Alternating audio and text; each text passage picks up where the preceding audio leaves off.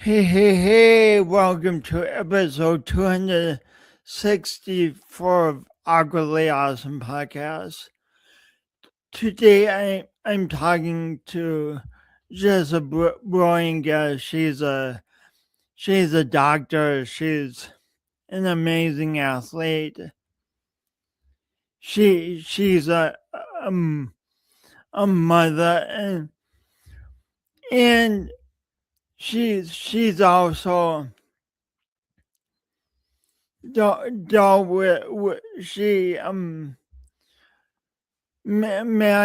was married to someone who had narcissistic traits, and so we're going to be talking a lot about that and how confusing it can be to identify these traits and how isolating it can be and how hard it can be to figure out what to do next.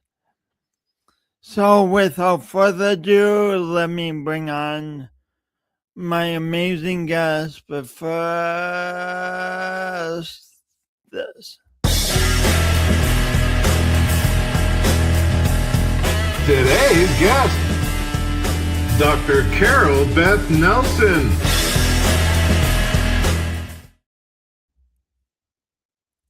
Hey, welcome back. Hi.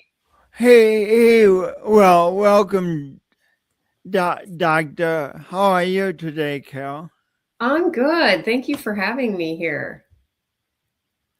Thanks for being here. Before we get going, and we're going to be talking about like your amazing life as a kid growing up and about a whole variety of things. But first, you wrote a book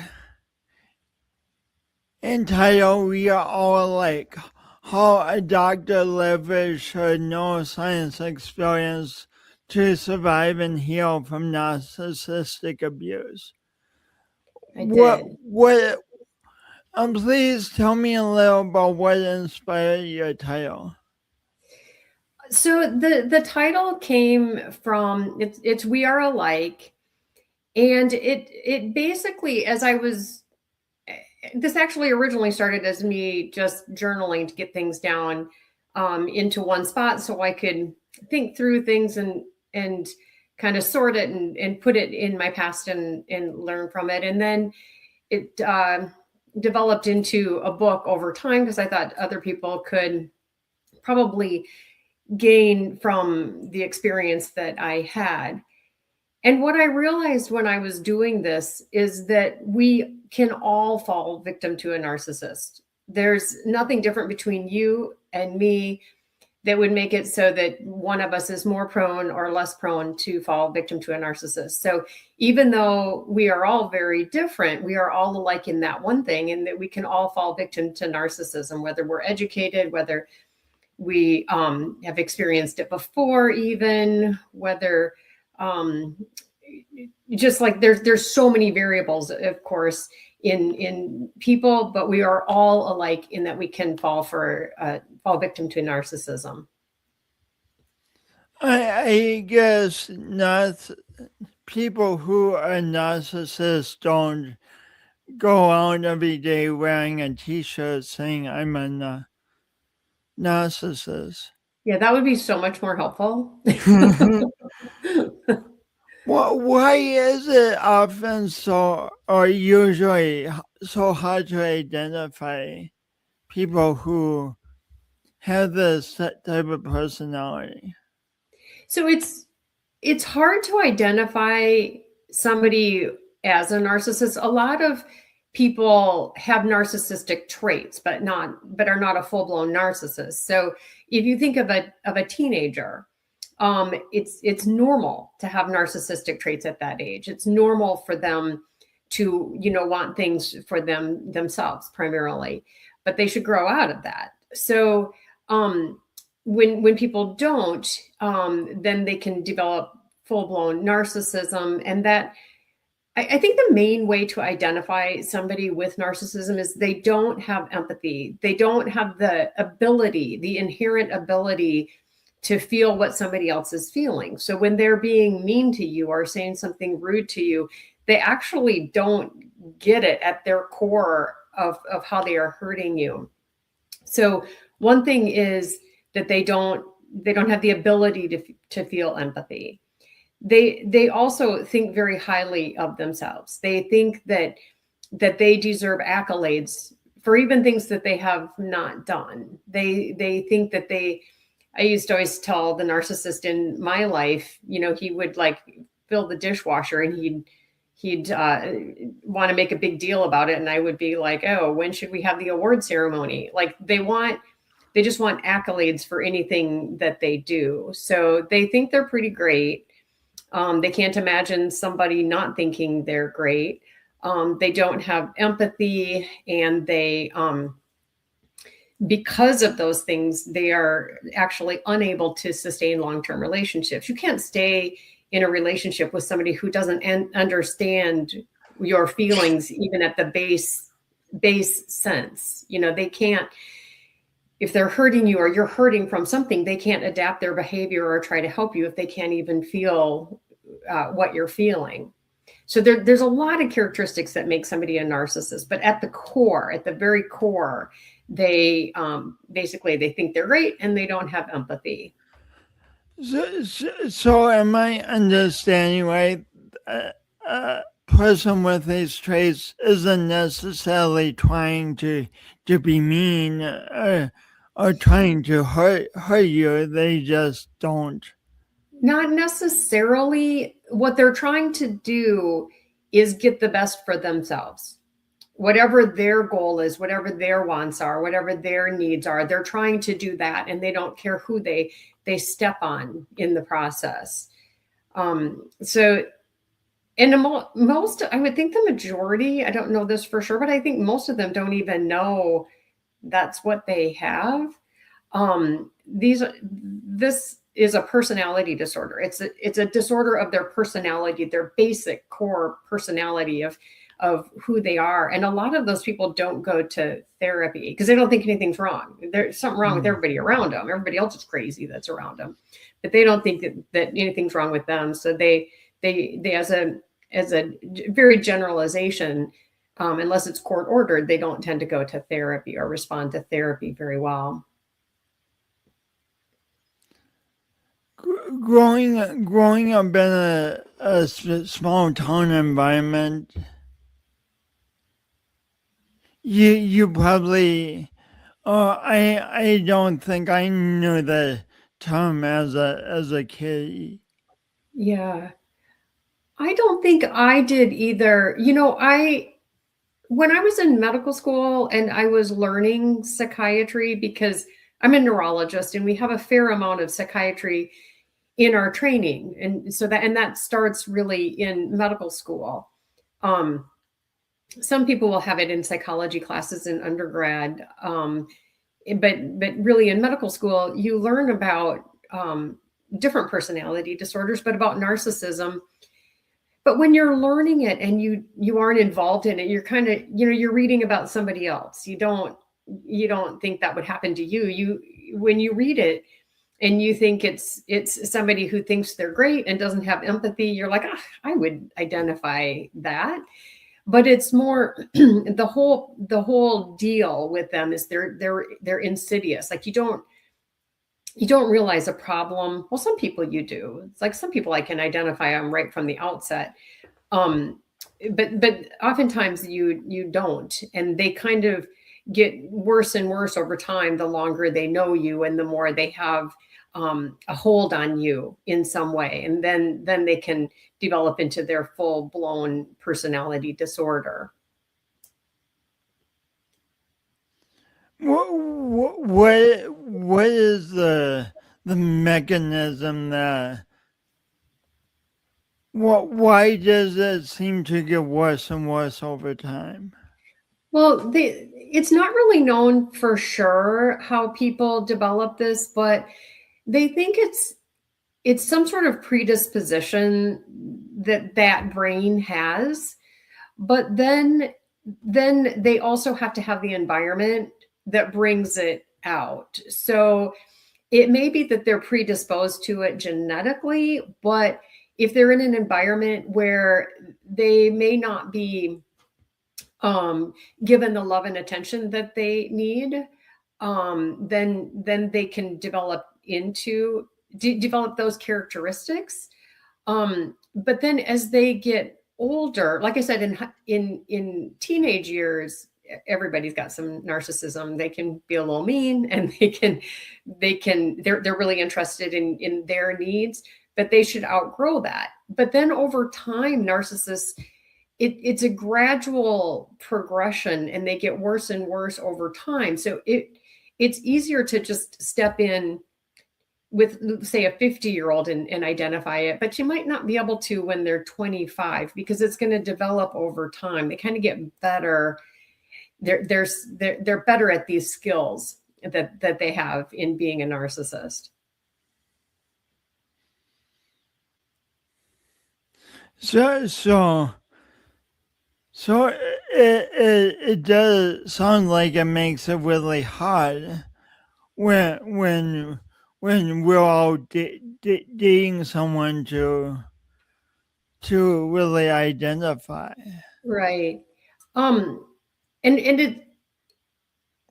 it's more typical for a narcissist to be very charismatic. So they can actually be the one you're drawn to in a room because they're funny and charismatic. They kind of own the room, they've got the attention.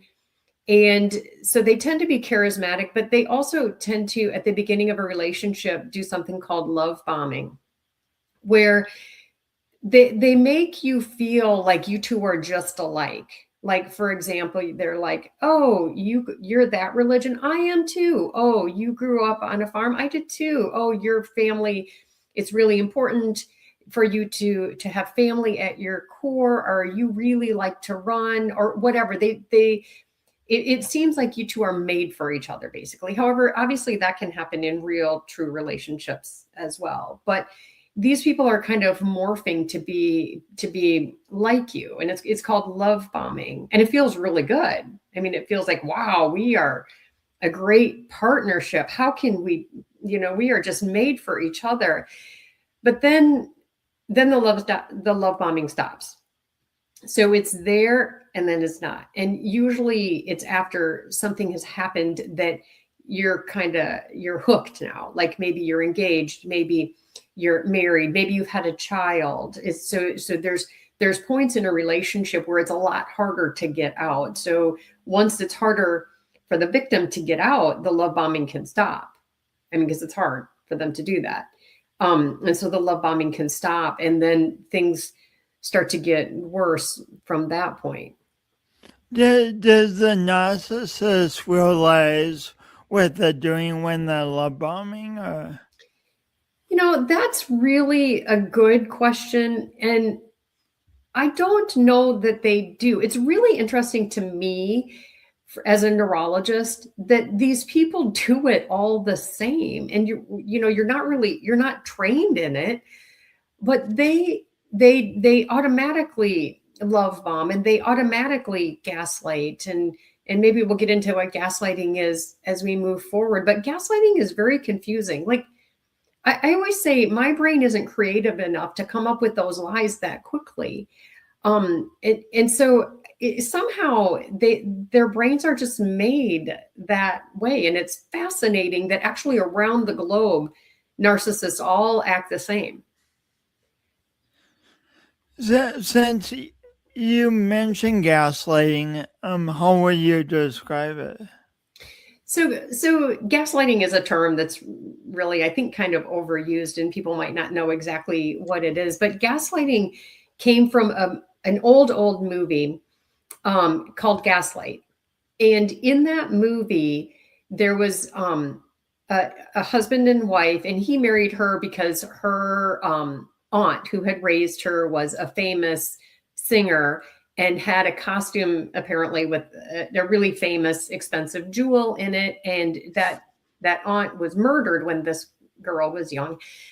So she inherited the house when she got older, and this guy sought her out and married her and wanted to live in that house. And this young girl, when she was a young girl, she had witnessed this murder, so she wasn't that interested in living in that house, but was convinced to do it. And then at night, he would go up into the attic and he would search for this jewel. But when he would do that, the lights would dim because of whatever he was doing up there. The lights would dim. And then when he came back down, she'd say, something's wrong. The gas light is dimming and becoming bright again. There's something going on. And he said, it's not dimming. There's nothing wrong with it. It's you. You're crazy.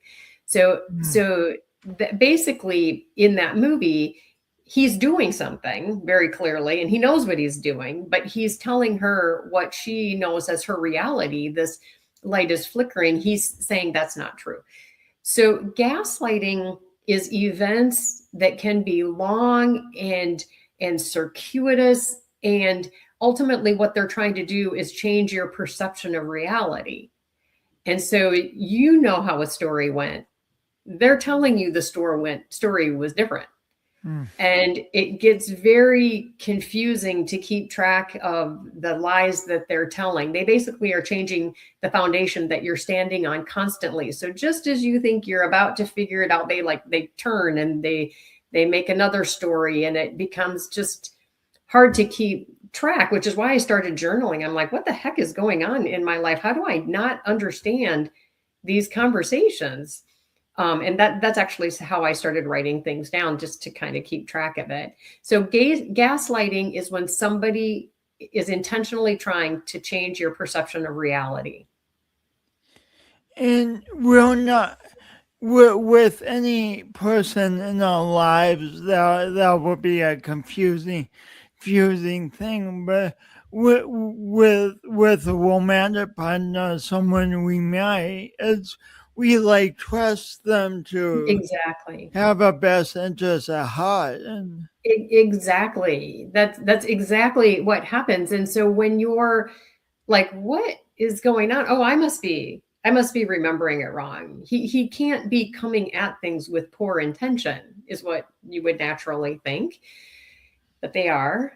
But you're right. So you kind of give them the benefit of the doubt for a long time, until you realize this is not normal. And during that time, in that movie as well, they're like, oh, the lights aren't flickering. You're crazy. So they also tell you you're crazy. You're crazy and you're not very smart. So it's something wrong with your brain. so part of the gaslighting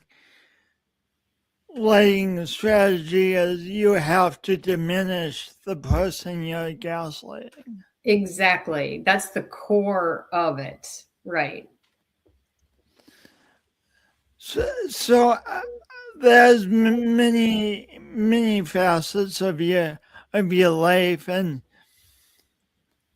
one of them is you're talking to me today as a neurologist who's practiced many years.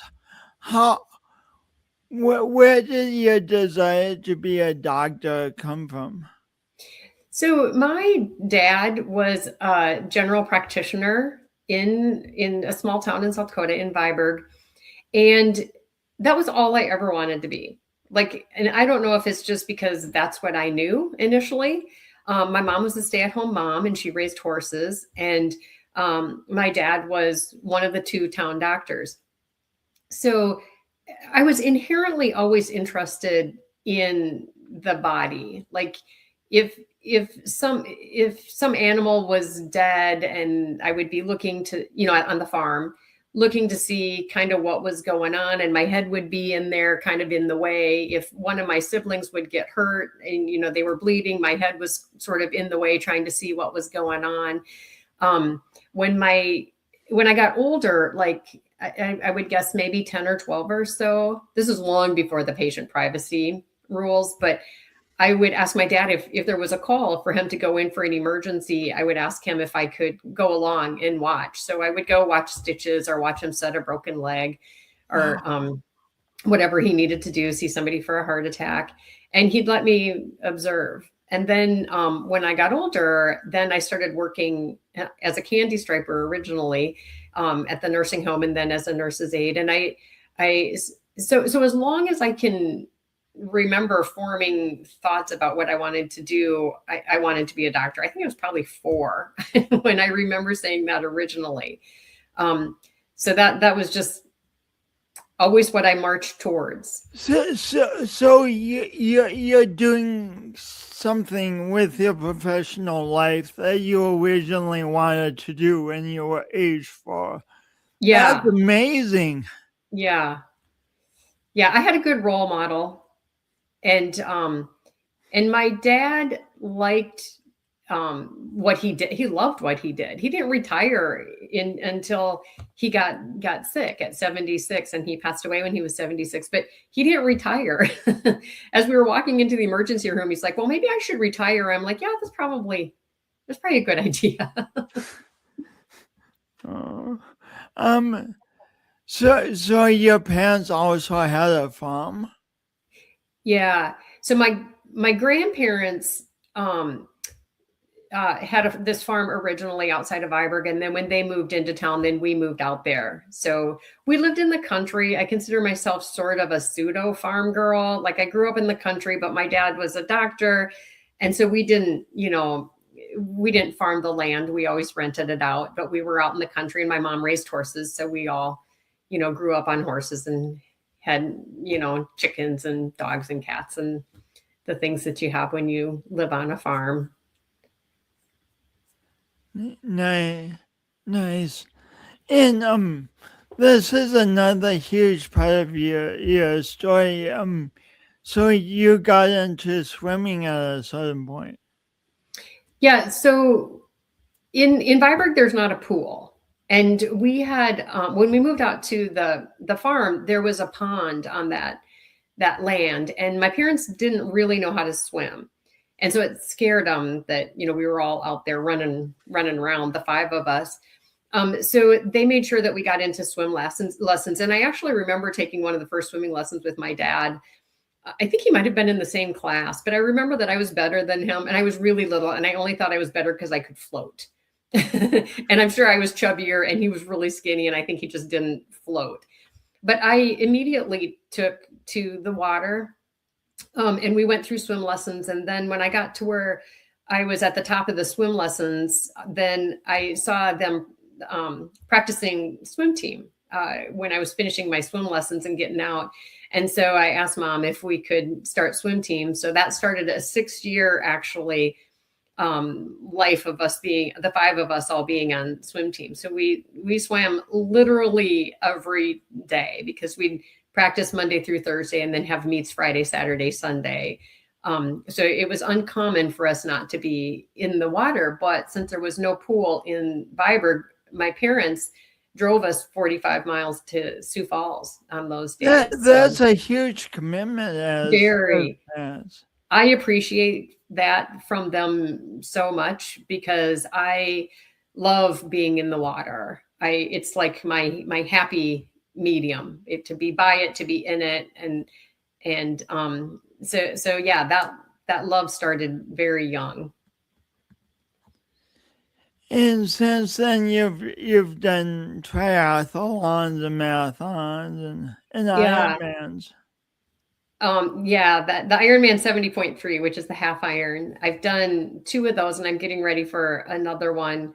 I do sprint triathlons and some Olympic triathlons, and then the half Irons. So it kind of just goes up in distance as you move your way up through those. So all of those. So a triathlon is swim, then bike, then run. So all of them involve a swim, which is my favorite part, and then the bike. And I used to do marathon. I've done 4 marathons. I haven't done any for a while. I think it was 2015, I think was the last time I did one. But I still like to run, and it's a shorter run when I'm doing the triathlon, which is good. So that's my that's my outlet. It became my outlet when I was going through these years of abuse, to be able to get out and go for a run. And as my kids got older, they would ride their bike beside me because I was out in the country, ride their bike beside me. And then as they got into like junior high and high school, they would run with me. And then they were all on cross country, and running kind of became all of their thing as well. So it became an outlet for me. It became a very bonding thing for me and my children. But I needed something. In the book, I talk about the limbic system, which is our fight or flight system. And when you're being abused or harassed or chased, in your fight or flight system activates. And if you don't go and do something, like it was, if you think of the very base of the caveman, if a lion was chasing you, your fight or flight system, activates and you run. And so we still have that same system in our brains. And so if it's activated, at least in my case, I needed to go run. Like if something happens to me now and I feel really agitated or sad or mad or whatever, my immediate response is to look outside and see what the weather is to see if I can go for a quick run.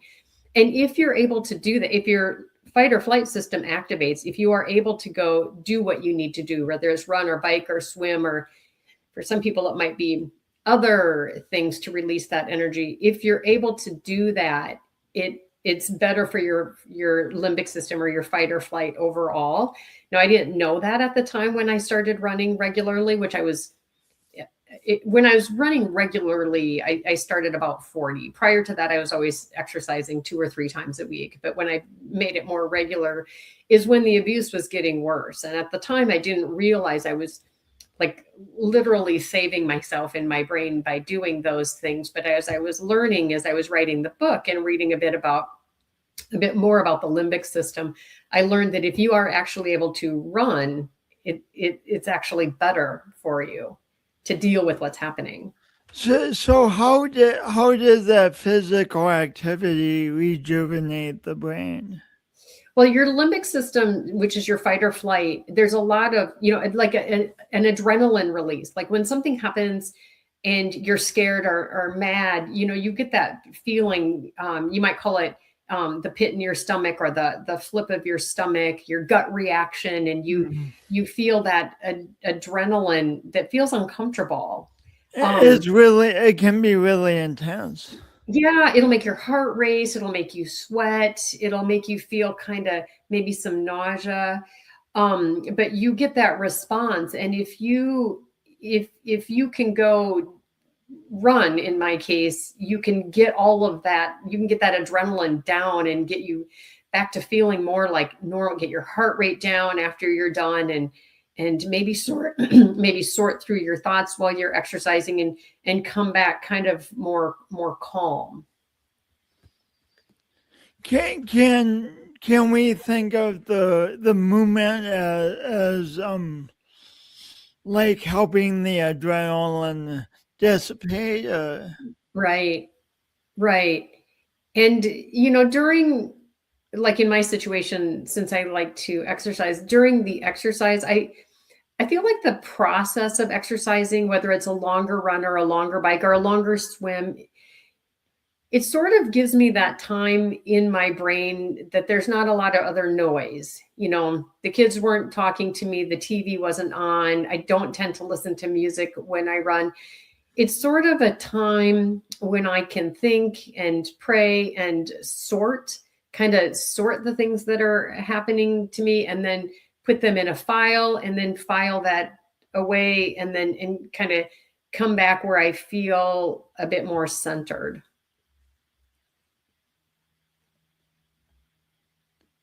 Which is huge, a big deal, because to have more centeredness, more capacity to problem solve. Right.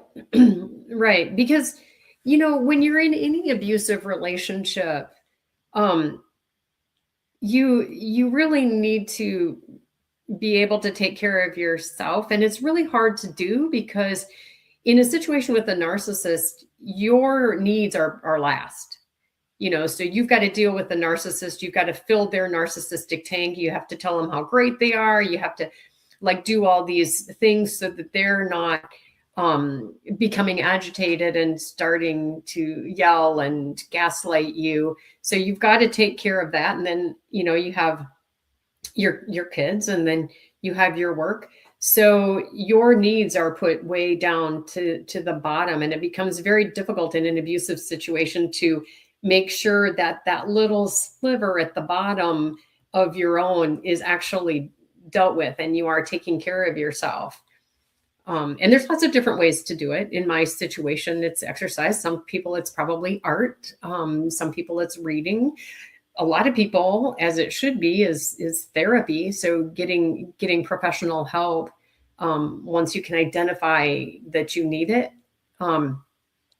So there's lots of different ways to kind of come out on the other side. Okay. But it's a process, and everybody's so individual. But in my book, what I explain is how I did it, the process that I did. Not that that's perfect for everybody, but that's how I did it. And I want people to see that somebody who's educated, I mean, I'm a neurologist. I had a lot of psychiatry training.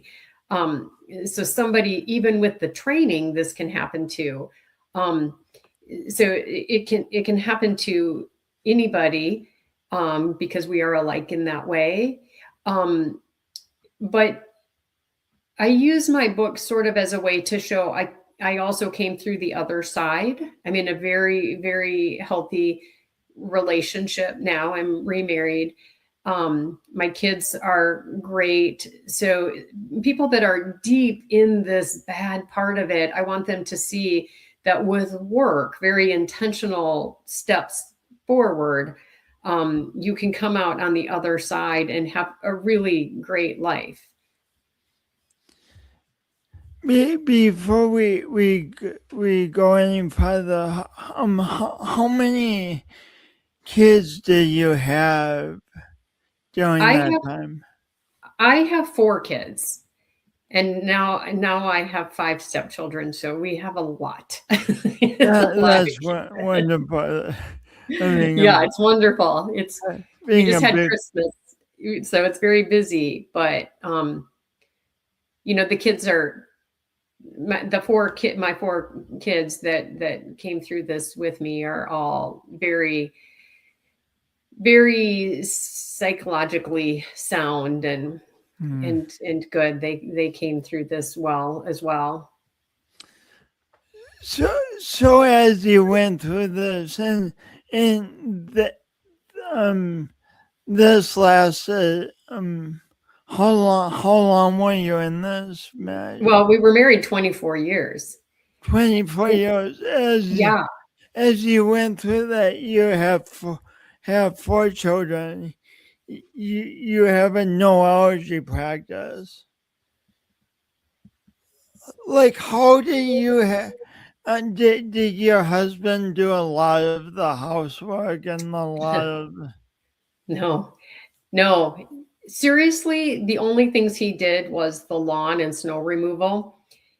Except one of the other big ways that I was abused was financially abused. I was working 50, 60 hours a week. And I had zero control of my money. And it started insidiously. Like at first he was like, well, let's just put it in. He was like, let me do the finances. And I thought, as you said, you think your partner is coming at things with good intent. I should be able to trust my husband. And so my check, we put it into a joint checking account. And then eventually, this is like embarrassingly dumb. But then he said, well, let's take your name off it, because it's like $5 more a month for us to have your name on it, which when I'm saying that out loud now, this is telling you I am actually educated and I have good common sense, but those things just happen when you're surviving and you're trying to make your way through it. And so it started with that. And then he would change passwords. So I didn't even know how much money we had. I had to ask for money. And I was the only one working. He did not have a job for 11 years of that 24 years. So I was the only one working. I had to ask for money. And then he'd be like, well, what'd you do with the last 100 I gave you? I'm like, that was like a month ago. And you know, I shouldn't have been explaining why I needed more of my own money back. And so he was spending money without me knowing kind of where it was going. One time I looked outside and he was riding on this brand new fancy lawnmower. And I went outside. I'm like, why do you have a new lawnmower? We have 2 other lawnmowers. And he said we needed it and turned it back on and drove away from me. And so there was a really significant part of the abuse that I endured was financial abuse. I did not have the ability to control any of my money. And eventually once I filed, then I started putting my check in my own account. But, you know, when I was doing that and, allowing my check to go in there, I was, of course, assuming he was taking care of our finances. And I wasn't happy that I really didn't have access, but I didn't have time. I was raising the 4 kids. I was helping them with homework. I was doing all the grocery shopping, all the cleaning, all the laundry, taking him to the doctor's appointment, taking him to the dentist appointments. And like I said, I was working about 50 hours a week.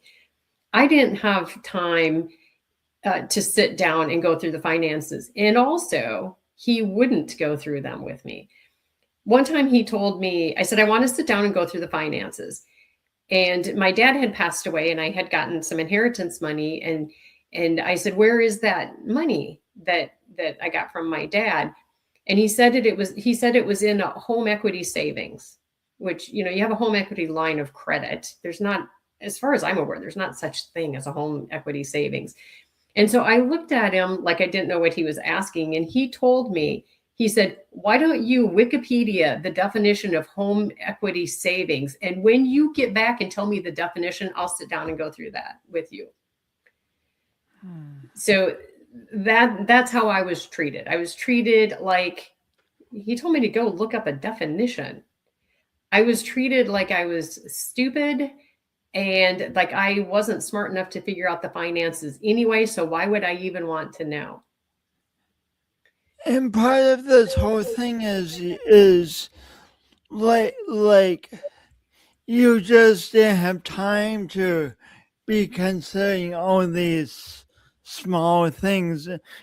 And like it was go, and yeah, and that's part of what you were overwhelmed, and so he yes. would say something, then you didn't have the time to. Well, and it would also, if I said something, it opened up this huge attack on me. And after you've put your hand on a stove one time, probably, you're not going to reach back and put your hand on that stove. So I knew that anything that I did that was somewhat controversial in his mind, I was not walking through that door. It was just easier for me to just put my head down, be like, okay, nobody's told us we're bankrupt, so I'm assuming we're okay. And that's where I got. I was so attacked anytime I asked any simple question that I just didn't want to walk through that door. And so our conversations in the last years were purely, I would say pretty much 98% gaslighting. Anything I said, if I said the sky was blue, no, it was, you know, light green or whatever. Like I couldn't say anything that was correct. And so then you just are not going to talk. I just had my children and I gleaned my love from them and of course loved them and put all of my love onto them. But I also, that's what I had to get in return, because I couldn't leave my kids with him. He wasn't capable, or, I mean, inherently he should have been capable, but he didn't. I was scared he would lose track of them and where they were for the day and who was supposed to pick him up and whatever. So I I didn't leave for a long time. So yeah, our relationship was 24 years long. When I just took my feelings, put them in a box, put a little bow on it, and I put it in the corner, and I thought, I'm going to have to deal with that later. I'm going to just live my life and be as happy as I can be with my kids and with my work and with my friends and with my family. What is this like when you went out in the community and talking to people? It's not like they knew exactly what was going on at No, home. What was that like nobody to knew. feel so isolated? Yeah, you're very isolated, and nobody knew. My sisters, who I'm very close to, and my brothers, who I'm very close to, did not know. Eventually, one of my friends knew because she was kind of going through something similar, and it felt very validating to be able to talk to her and tell her these things. But I didn't tell, and as people, almost all of my friends that have read this book have said, I am so sorry. I cannot believe I didn't know. I didn't tell anybody. It was embarrassing. It was embarrassing to know that I had given up my control. It was embarrassing that my relationship was so bad. It was embarrassing what my kids were witnessing, this totally fallen apart relationship at home. And when he would do something and I would get mad, he would say I had rage issues, which is also a really common thing for them to say. You have rage issues and you're crazy. And he did that, even though it was rightful anger. You know, if he would do something and I would get mad and it was rightful anger, he would say I had rage issues. And then I would think, I would go to work or go out in public and I'd think, how do people like me here? I'm not getting in trouble at work. I am not yelling at people. I think I was known as a pretty likable person. And so I thought, how is it so different out in public than it is inside my house? And I used to always feel like I just had this gray cloud wherever I went. I had this gray cloud over my head. And actually, if you look at the cover of my book, there's a storm that has passed and there's a beautiful flower daisy in the front with the sun shining on it. But for years, I had this cloud over my head. If I did something, like if I ran a marathon or something and people were like, oh, great job. The narrative in my head was like, yeah, that was good, but I'm a bad person. I have rage issues. I'm crazy. I'm all these things. I'm not athletic. He told me I wasn't athletic. You know, I ran a marathon. He told you were not athletic. Wow. Yeah. And so you start to, this person who's supposed to love you more than anybody else is telling you how rotten you are. So even if somebody else would say something good, you'd have this cloud over, you'd say the things you would say in public, oh, thank you. But the narrative in my head was that thank you, but I'm not that great a person. So eventually, you know, you climb out underneath that cloud, fortunately, or you can, but yes, it's very weird to keep your private and your public separate because they're two very different worlds. And so many people have said, I didn't know. And I say, it's not your fault. I did not tell you. I did not tell you. And they have a public persona. Again, this charismatic person acts like he likes me when we're in public. Nobody would have ever thought that the second that door closed, I was getting yelled at. What was that turning point for you when you were like I need to start taking steps? Yeah. Eventually, I got a call from our accountant who said that for some reason my check wasn't going into my ex-husband's account and it was closed. And I'm like, that's weird. Yeah, just write the check, just, give me the check and I'll deposit it. But I called him and I'm like, something's weird with your account. I don't know what it is, but my check isn't able to be deposited. And he said, I'm at work. I'm walking into a meeting, so I'll talk to you later. So I happened to be out for a run. So a mile later, so let's say that's like 9-10 minutes. He's at the bank.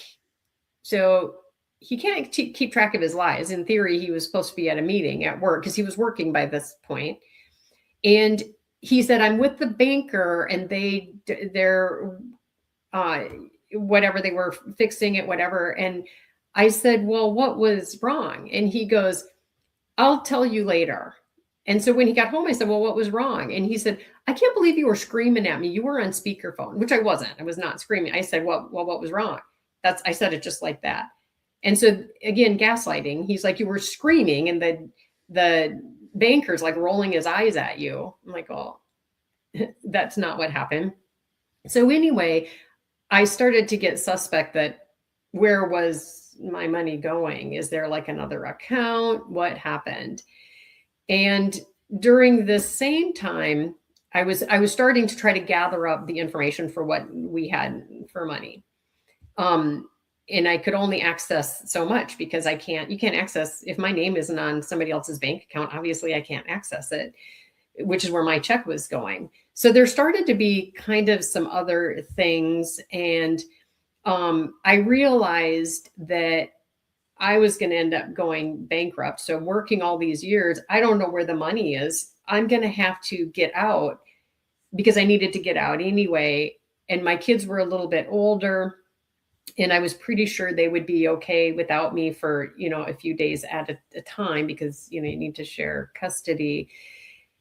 So there was a really, really seriously decade-long tipping point where I was trying to kind of get over that edge and convince myself leaving was better than staying. And then this, which may sound kind of minor when I'm explaining it relative to all the other things that went on, but that was kind of the tipping point where I'm like, I don't even know where my money's going. Before I knew it was going in his account, but I don't even know where it is now. Like, where is it? How is there not an account? So it gave me the opportunity to go and open my own account again and say that check is going in there. And that's when I did that. And that was how it started. Did that feel pretty empowering when you went and opened your own account? It felt empowering. It felt embarrassing. It felt scary. I didn't have any idea what our bills were. That was all just kept from me. Anytime I would find something out, he would change passwords so that I couldn't find anything. So it was scary because I had been, even though I had a really good job, I had zero idea how much money we had, which was not very much because he was spending a lot. What would you say to someone who's listening to this right now and starting to nod the head and kind of grimacing because they're seeing similar patterns? Yeah. I would tell them to kind of look up some of the terms that I looked up, like gaslighting, and learn exactly what that is, and look up all of the different characteristics that are a narcissist, and see if you think that person truly is, because you just can't really get into all of it in an hour-long show. But the thing with a narcissist is they cannot change. They cannot change. They will not change. So it's not sustainable. So at some point, if you're going to maintain your mental health, you need to get out. So if you identify them, they cannot maintain long-term relationships, they cannot change, you need to get out for yourself and your children. And then start making an exit plan. Gather the financial pieces and the things that you are going to need moving forward, and talk to a lawyer before you move out. In South Dakota, at least when I went through it, if I would have moved out, it would have been considering abandoning my house and my children, and therefore I didn't want them. So I had to stay in the house until he said I could go. Until my abuser said I could go. What? Yep.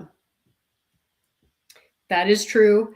He weighed twice what I weighed. He's big. He's strong. He had several guns in the house. He moved me from the master bedroom down to the basement. I slept behind a locked door. My door was taken off the hinges one time, and I was forced to live there. So, in addition to people realizing that maybe they're with a narcissist and what they need to do, I also want lawyers to know that when there's a narcissist on the other side of that, it's not the same as any old other person. That it's different, and the victim is a victim. They may not have black eyes, but they are a victim, and they need to be treated differently. And everything should not be 50-50, and everything's not fair. And also, I would like judges to read it. I was not able to stand in front of a judge and say what happened to me. I had a minuscule amount of time in front of a judge to say what happened. And these people are deciding the life of what I had lived for 24 years. And I'm very verbal. I can very easily describe to you what's happening. I couldn't. So I also would like to talk to lawyers. I would like to talk to judges. I would like to let them know I was a victim.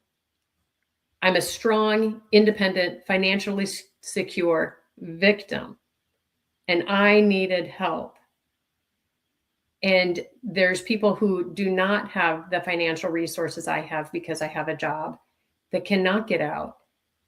And it's a different breed. And we cannot be thrown into the same bucket as every other divorced couple. It's different.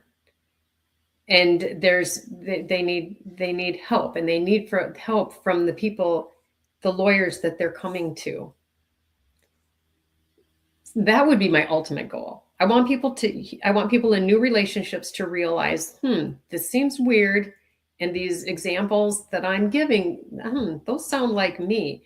Or if you're in a relationship and you need to get out, this is what I did. Not that you would do it exactly the same, but this is what I did. And it's so, so great on the other side. It is so great on the other side. It's worth jumping off that cliff, falling through a divorce, and landing in that nice, beautiful pool of water at the bottom. And I also want lawyers and judges to realize that narcissists are very, very abusive. They're very manipulative, and the victims need help. What would you say if you could go back in time? What would you say to the woman you were who was dating this man? What would you tell her to notice? Yeah.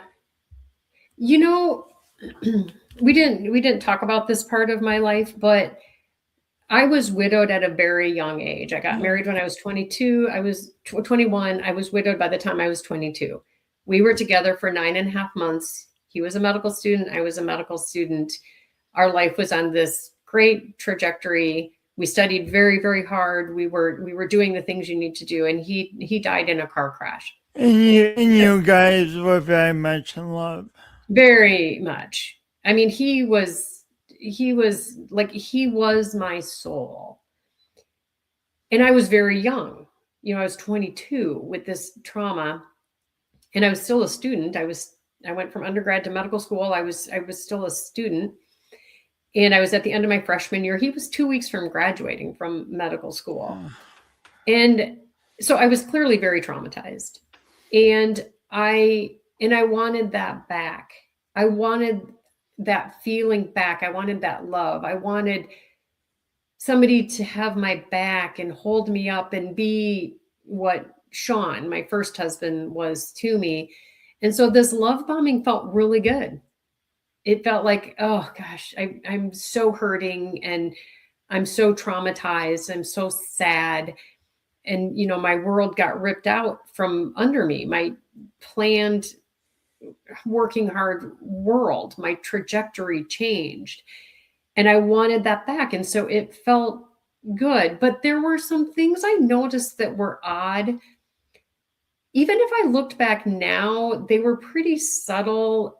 And so I don't know that somebody would have identified, but my dad did not like my ex-husband. And I knew that, but I didn't have specifics. And, I thought he just loved my first husband so much, and that was traumatic for him as well. They were good friends. But I don't know that I could go back and identify, but now if I saw somebody in a relationship and things were weird, I would probably tell them, sit in that for a little bit. Go through that conversation you had and sit in it and think about it and think about what actually happened. Was it gaslighting? Did it feel weird? Some was weird. Then identify when it comes the next time and the next time and the next time, because there were things that he did, my ex-husband did, that were odd. And I sort of blamed it on, well, my first husband, I probably put on this really high pedestal. Nobody can really get there because I moved him up here. And what actually happened, my second husband should have moved up to that. But I took Shon and I moved him down, and I said, oh, I think I just did that in my mind. I've idealized this relationship. But there were things that happened, and I so wish somebody would have identified it. But it's hard. It's hard unless somebody is seeing every moment of every day to identify somebody that's a narcissist. So I don't blame the people in my life that did not identify it, but I sure as heck hope that when I tell people that's odd, I don't like that, you should think about what he said to you and think about that. And so I want to do that for other people. It's hard to do that. So I don't know that I could have told myself anything different as a younger person, except don't bring Shon down. The person that you want to love forever needs to move up and be worthy of that love and needs to act like that. And if you don't feel like they're truly in it for you, most important decision of your life, if you want to get married and who you're going to marry, because it determines how your life is going to go. So if it doesn't feel good, if something seems weird, identify it, talk to your friends, talk to your parents, maybe. Once you're married, it's harder to get out, but not impossible. And it is worth it. We're getting close to the end. What would you say to someone who's gotten out of something about the healing process? I think the healing process is probably going to be different for different people. I started seeing a therapist, which honestly I should have done way back when my husband died in that car crash. But mental health was not thought of the same then. And I nobody told me this, but I thought, if I go see somebody from psychology or psychiatry, there's no way I'm going to graduate from medical school and get into residency. They're going to be like, nope, she's weak. Oh. And it's so dumb when I say that out loud now, because clearly anybody that looked at a 22, 23-year-old woman whose husband died in a car crash, they're not going to say you are weak for seeing a therapist. But that was what I thought. But therapy is important. Therapy is important to help validate what you went through. I have PTSD from the things that he did. I had to learn to identify when PTSD was happening. Actually, I have PTSD from the car crash too, because I went to the scene. So I have PTSD from the car crash, and I have PTSD from the things that my ex-husband did to me. And I had to learn to identify that and learn how to calm myself down and not escalate in the moment. Not, when I can't go for a run, I need to know, oh, that is not happening right now. That was in the past. I can calm down and I can deactivate my limbic system. So I would say get in with therapy. There are professionals that work with this. And when you're trying to get into a therapist, make sure they know that they're skilled in working with narcissists or victims of narcissism.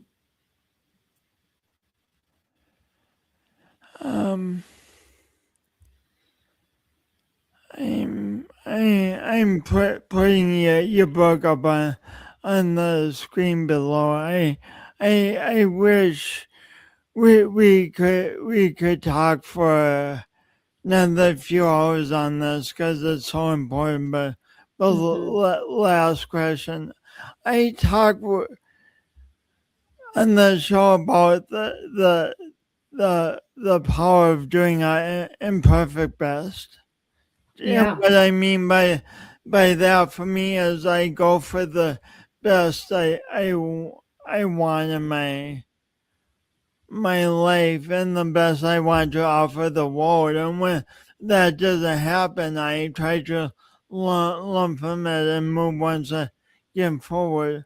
What does doing your imperfect best mean to you, Cal?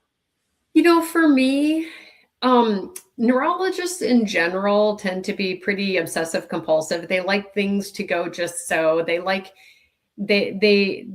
I just kind of like things to go as planned, and this clearly did not go as planned. My life in general really did not. And I did have to learn that not being perfect was okay, and it actually gives me more character. I went through a lot. I'm clearly not perfect. My life clearly was not did you would not describe it as perfect, but my life is happy and varied, and there's a lot of depth to my life, and I'm happy with that. It's so inspiring how far you've come and how you've healed and congratulations on your book and thanks for being a voice for this thing that's not talked about all that Yeah, much, but that is very important for us to know about. yeah. It is something that people need to know about. And if I can give a plug to my book, can I say where it is? Oh yeah, for sure. Please. So it's on Barnes and Noble, it's on Amazon, and it's available locally at Zambro's bookstore. Cool. Congratulations. I apologize to everyone. It's on a 10-second timer, which is why I keep flashing it on and off. I need to figure out how to shut that off. But not for the show, next show. But thank you so much, Dr. Carol Nelson. I Thank you. appreciate it. Yeah, thank you for the interest, and thank you for letting me use my voice to help people.